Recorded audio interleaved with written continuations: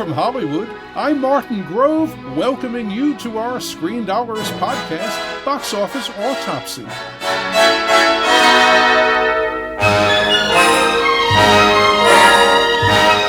Right now, we'll look at the movie marketplace and analyze how things are going and where they're going, sharing some opinions from my perspective after decades of talking about Hollywood on CNN Entertainment Tonight and as a Hollywood Reporter columnist.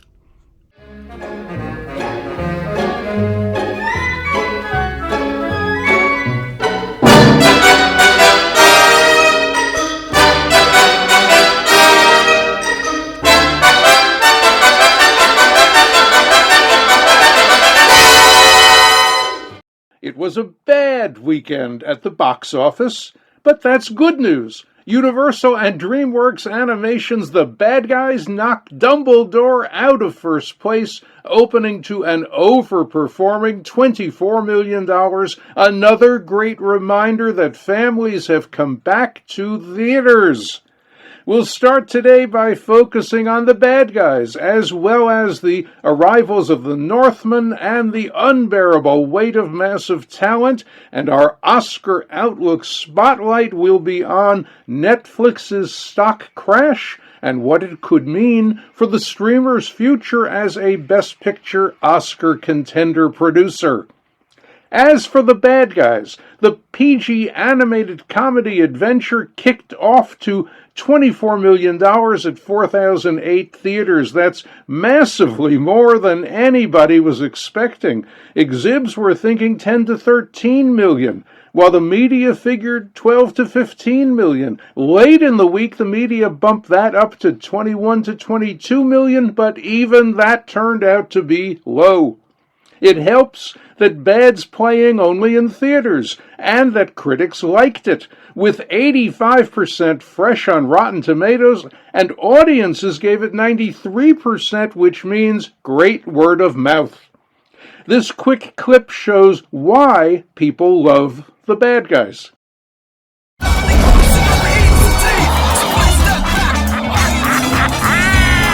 I'm gonna put you guys away for so long, your fleas will have fleas!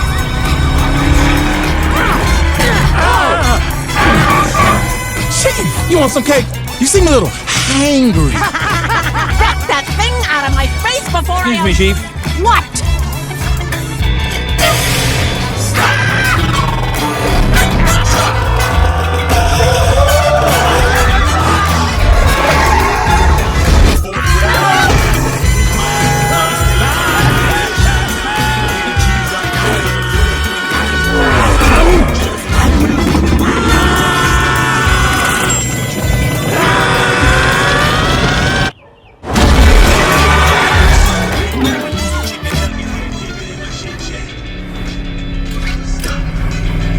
Yeah, we may be bad, but we're so good at it. Bad, which reportedly cost $70 million to produce, has done $63 million internationally for a worldwide cum of $87 million. Focus Features and New Regency's R-rated Vikings drama The Northman, starring Alexander Skarsgård and Nicole Kidman, opened fourth to $12 million, beating the $8 to $11 million estimates exhibitors were thinking about, and much better than the media's $8 to $10 million projection. It reportedly cost $70 million to produce after tax credits. Northman benefited from critical applause with 89% on Rotten Tomatoes, but just 68% from audiences, which is not the kind of you gotta see this movie talk that sells tickets. But if you're in the 18 to 34 male demo that Northman resonates best with, this scene should send you to see it.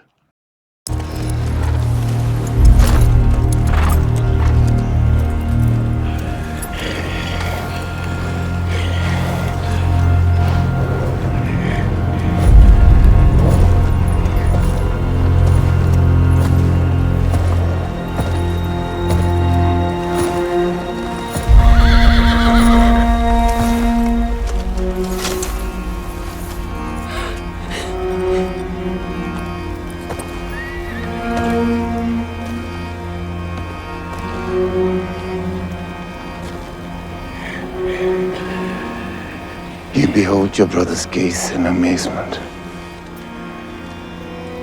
I knew well you would. Pity you never paid a bastard's eyes heed before. Now, behold how swiftly your brother swings his sword.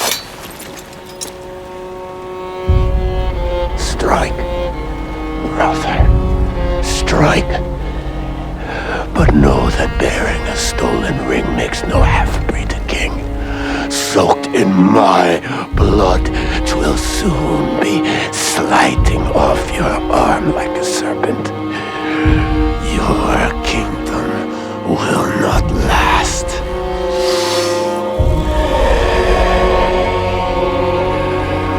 Let this misdeed haunt your living nights, till a flaming vengeance gorges on your dead. Strike. Strike! The weekend's third newcomer, Lionsgate's R-rated action drama The Unbearable Weight of Massive Talent, starring Nicolas Cage, opened fifth to $7.2 million, at the low end of exhibitor estimates of $7 to $9 million, and way less than the media crowd's $10 to $15 million range. It reportedly cost $30 million to produce. Check out this clip and you'll know if Unbearable goes on your must-see list. I don't know if I'm losing my mind, but I'm pretty sure that's the actor Nick Cage. From Moonstruck? Moonstruck? No, from Face Off. Wait. Why is Nick Cage on this plane? You know what? We're pulling out. I don't like this. Get out of there. No. What do you mean, no? What are you doing? Vivian, what are you doing? Thank you. This is our shot. No, get out.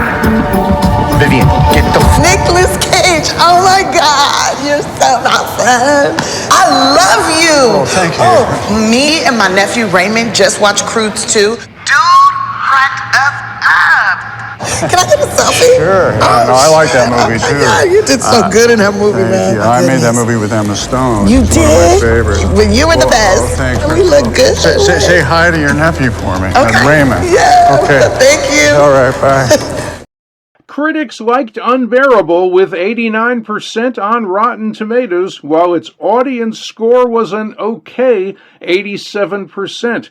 Now, Nicolas Cage reportedly is not active on social media, and that is something that makes a huge difference these days in the marketing of movies. Nicolas Cage on social media might have made a difference, but at this point, as they say in Hollywood, it's too late.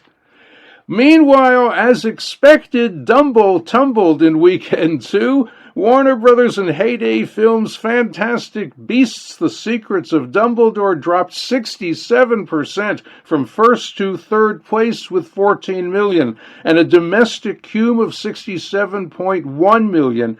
Given its production cost, reportedly $200 million, the new Warner Brothers Discovery team is perhaps debating the franchise's future. The only bright spot right now is its ticket sales overseas of $213.2 million, giving it a global cume of $280.3 million. The week's biggest headlines, however, were from Wall Street, not Hollywood. As financial analysts beat up Netflix, which just reported first quarter losses of 200,000 subscribers and said it expected to see 2 million more subscribers depart in the second quarter. Wall Street's attack on Netflix couldn't have been timed better for exhibitors, coming right before the annual CinemaCon meeting of exhibs and distribs in Las Vegas from April 25th through the 28th, as studios trumpet their upcoming tentpoles like Tom Cruise in Paramount and Skydance Media's Top Gun Maverick, which will be screened in full at CinemaCon and hits theaters May 27th for Memorial Day weekend.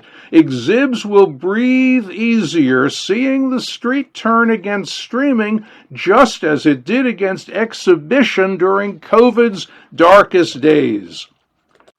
Analysts loved streaming because it was new technology with what they thought was a sky's the limit upside for investors.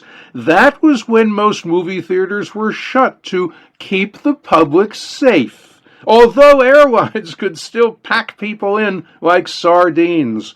The street figured that with cinemas closed, people would get into the streaming habit and not want to return to theaters. But once the pandemic eased, people were eager to start seeing films the best way, in theaters with friends and hot buttered popcorn.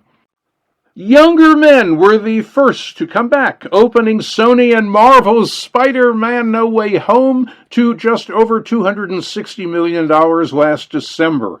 Families and adults took longer to return, but they have. Now, moviegoers have a strong summer of event films to see, starting with Disney and Marvel's Doctor Strange in the Multiverse of Madness, opening May 6th and already sizzling on tracking.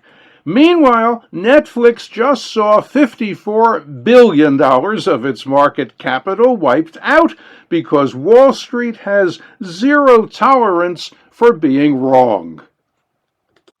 We've also got Netflix in our Oscar Outlook spotlight today, since by turning up the heat on Netflix, Wall Street's reshaping how the streamer moves forward, and that could chill its expensive efforts to win Oscars. For years, Netflix has attracted A-list filmmakers by dangling in front of them not just gold, but Oscar gold, too. By committing to give top filmmakers spare-no-expense production money and costly awards marketing, Netflix countered those bold-faced names' reluctance to make movies for viewing at home rather than in theaters.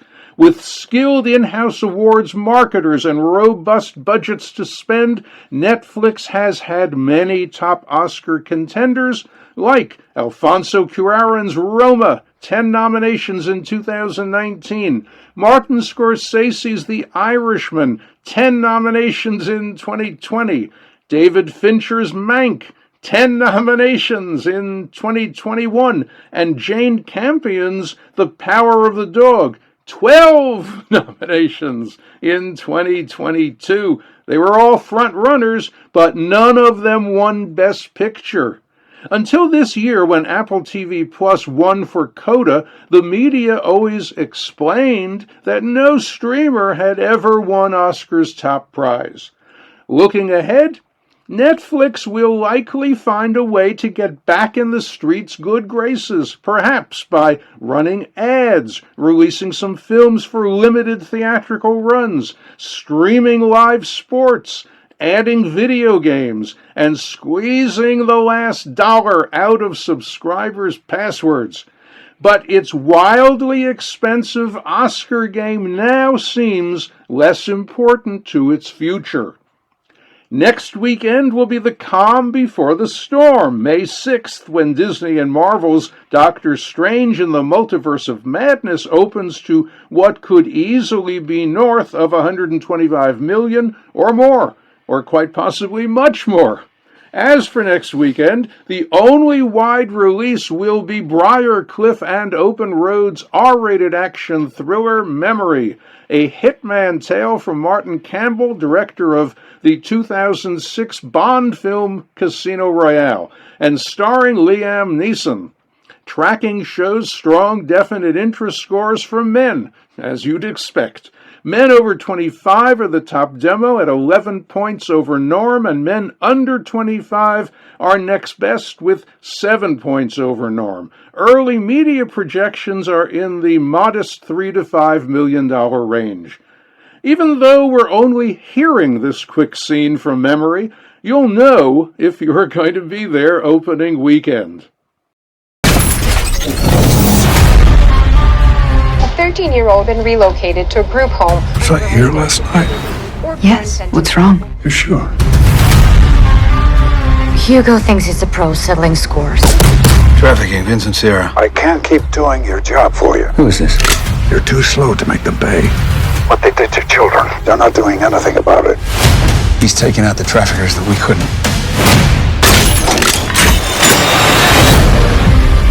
He's interfering with an international investigation.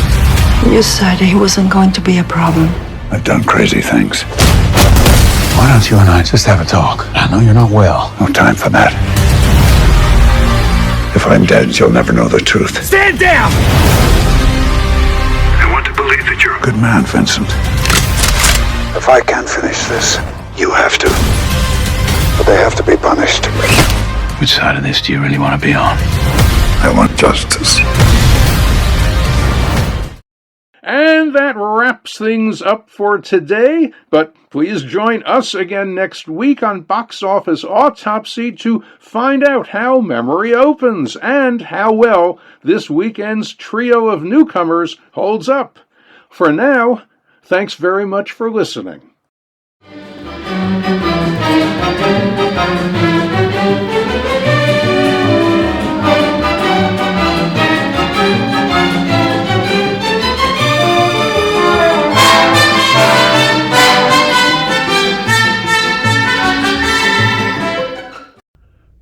Time now for our film flashback look at what was happening in Hollywood right around now, way back then. Let's set today's time travel dial for April 26th, 1924. It's been 98 years since MGM was founded, April 26, 1924. But some of the biggest problems that confronted the new film studio are still plaguing Hollywood. New York theater magnate Marcus Loew formed MGM to get the volume of movies he needed for his growing theater circuit. Metro Pictures, which he bought for $3 million in 1920, couldn't supply him with enough films. Buying financially troubled Goldwyn Pictures for $4.7 million plus $600,000 for stock owned by Sam Goldwyn, who'd already left Goldwyn Pictures, got him a 46-acre studio, a growling lion logo, and a roster of top acting and directing talent. But Loew felt Goldwyn's management wasn't up to running the new studio, so on the advice of his attorney, J. Robert Rubin, he hired indie producer Louis B. Mayer. Loew acquired Mayer, his small studio, and his boy wonder production assistant Irving Thalberg for just $76,500. Mayer and Thalberg soon found they'd inherited two big production problems from Goldwyn. The drama Greed was being finished by the notoriously difficult director Erich von Stroheim. His final cut ran 40 reels, about 6 hours. After weeks of pressure, he'd trimmed it to 24 reels, running about 3.5 hours. Then Mayer and Thalberg put an editor to work chopping off 2 more reels. They told von Stroheim this was the final version, and finally he got the message to start working on his next project. They faced a worse problem with the action epic Ben-Hur, based on General Lew Wallace's 1880 novel, which director Charles Braben had been shooting in Italy since October 1923. Realizing it was a disaster, Loew had Mayer secretly assemble a new team to take over in Italy. Director Fred Niblo, screenwriter Bess Meredith, and Raymond Navarro to replace George Walsh in the title role. Loew sailed to Italy in July, broke the bad news, and supervised the changeover before returning to New York in August. But the new team didn't do any better, as Mayer found out on a visit to Rome months later. He and Thalberg decided the only way out was to shut down in Italy, build massive new sets in Culver City, and complete production there. That's where the legendary Chariot race was shot by second unit director B. Reeves Eason and 62 assistant directors using 42 cameras and 200,000 feet of film. Production finally wrapped in August 1925.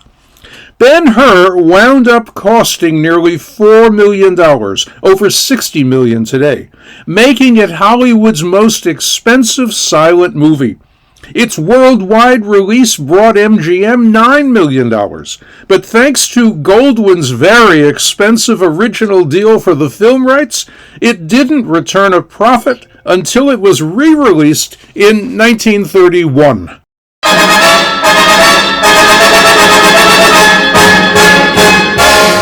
And that's it for today's podcast. Thanks for listening. We'll be back with another box office autopsy next week. In Hollywood for Screendollars, I'm Martin Grove.